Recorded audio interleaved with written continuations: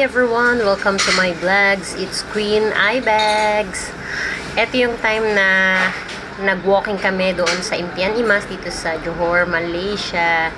Ayan, dahil hindi pa ako nag-work noon, kaya may time pang makipag get together with friends. After namin mag-walking, jogging, kami ay kumain. Pumunta kami doon sa restaurant ng aking kaibigan. Dito sa pinag-walking namin sa park na to, marami nag-walking dito at napakalawak nitong lugar na ito. Ito na yung kopitiam na kinainan namin. Merong pwesto yung aking friend. Nagtitinda siya noon ng nasi lemak. Napakasarap ng nasi lemak niya. Fried chicken. Tapos, may curry, chicken curry.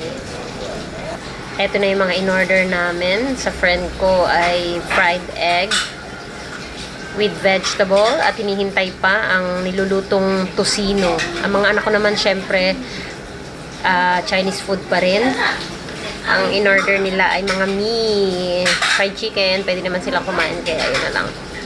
Ayan, wala pa yung iba kong friends dahil naghihintay pa ng mga orders nila. Ito yung foods. Ayan si Ate Alona.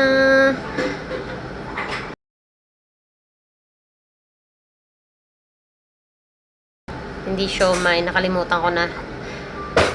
Dumplings yun. Ayan, marami kami. Ang saya-saya. The more, the merrier. After mag-walking, kumain. Ayan, waiting. Si Ate Ana, si Ate Lordy, si Jilly. Chicken, ito yung parang si sa Mel. yung may powder. Tapos ito naman yung fried chicken. Anong tawag dito sis sa chicken na to? Rempa. Rempa ano? Rempa?